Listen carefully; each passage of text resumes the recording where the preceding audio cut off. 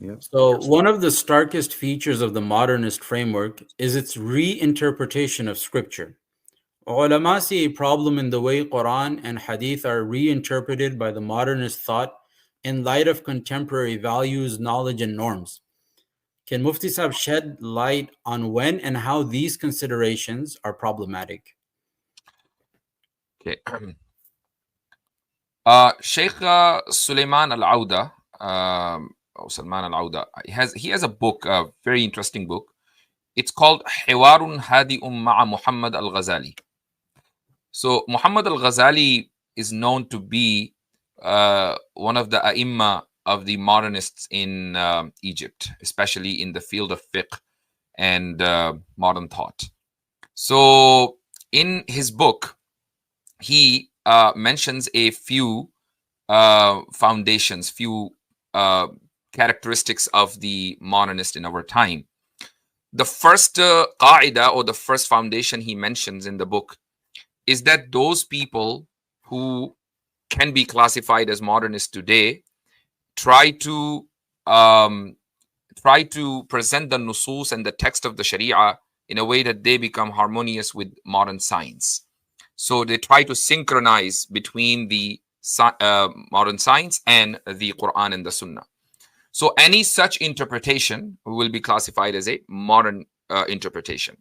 Another foundation he mentions in his book is that reject the But if I classical. may, before we move to the second one, somebody will ask that, is that problematic or is that not problematic? Or when is that problematic? When you try to marry science or bring the scripture sort of in It line with is it?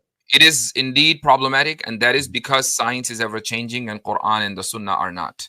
Science is imperfect. In fact, a person who says that science is perfect is in itself unscientific. Mm-hmm. So when you say that we will have a synchronized interpretation, or we will try to establish harmony between the Quran and science, then it's not like you will such people will criticize science. They will accept science as it is. They will accept scientific theories as they are, but they will try to manipulate the ayat of the Quran and the hadith of Rasulullah sallallahu alaihi wasallam to establish that harmony.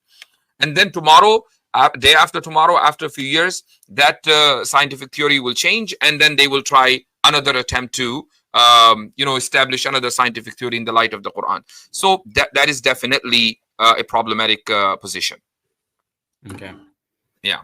So that was the first position, or first point. The second point, he mentions that classical interpretation of ayat of the Quran should be rejected because this classical interpretation was done by the Mufassirin who lived in their time. They're not in our time. So today we're living and we're experiencing explosion in the field of knowledge and science. So Quran demands reinterpretation, and again, that is very scientific position, and it is problematic, as I just mentioned. The third important feature. Sorry, I Yeah. hate to break right when you're, but just to sort of bring in the question that somebody who's watching this would have, they would have this notion that they've been told, or we've been told, that the Quran is for all times. It's for the people of the past, for the present, and for the future. So where does this sense come from that we need to hold on to interpretations of the people of the past and sort of block ourselves from any sort of modern interpretations, or interpretations that line up with sort of some of our current understandings? Isn't that in line with the idea that the Quran is for all times and for all ages? Quran is definitely for all time, but at the same time, Quran establishes the need of sanad and the need of riwayah, the need of tawatur. So, meaning narration from one generation to another, transmission from one generation to another. So it is established by the Quran and the Sunnah of Rasulullah sallallahu alaihi wasallam itself. Now, when we say classical interpretation, we do not mean that every single mufassir who lived 500 years or 1,000 years ago, if he gave an opinion, then his opinion is qat'i and definitive, and we must agree with that. No, it does not mean that.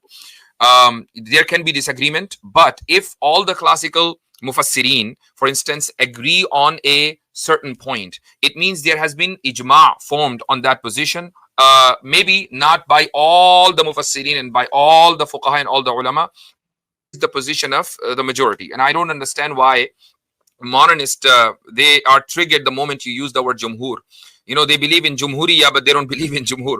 Jumhuriya, by the way, is the is the Democratic Urdu principle. Yeah. exactly is the Urdu word for a democracy. So they believe in democracy. They think that democracy is the best mode of governance, and not khilafa. So okay, we can talk about that in some other setup. But they believe in jumhuriya, but not jumhur. So when we use the word jumhur, it means majority of these scholars agree on this particular position. They say that, well, you know, these are the scholars of the past. We are living in different time, and we have a right to reinterpret an ayah of the Quran. Yes. So is there, like, for example, somebody, they'll some ulama nowadays, sometimes they give tawjihat. You know, the like ilm al-tawjih is one thing where they, so you'll hear tawjihat that are just based on, you know, new information that's coming out. They'll say this is a possible tawjih, or that is a possible tawjih also, or this is a new understanding that, you know, the ayah could potentially be referring to. Is that problematic, or is that what you're talking about, or is that what we're talking about here, or is there a deeper distinction that needs to be made here? No, there has to be a deeper distinction, of course. As I said earlier, that if a person is giving his own opinion, which is contradictory to the position of the Jumhur in the past, then such position, you know, we have to be very careful about it. So, for an example of something like that, just to make it clear for the audience, for the people, for the listeners, would be something like people arguing that the incident of Sayyidina Lut alayhi salatu wasalam and his people was not an incident, or was not an instance of homosexual behavior, but of homosexual sort of rape, or you know, the like.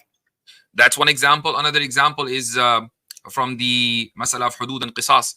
So the modernists believe that hudud and qisas, in this, you know, the way how Islam or the Sharia or fiqh describes, that's not needed anymore, because the purpose of hudud and qisas was to control the crime. So if we have modern ways to control crimes in our time, we don't need hudud and qisas, because that's like cruelty according to them.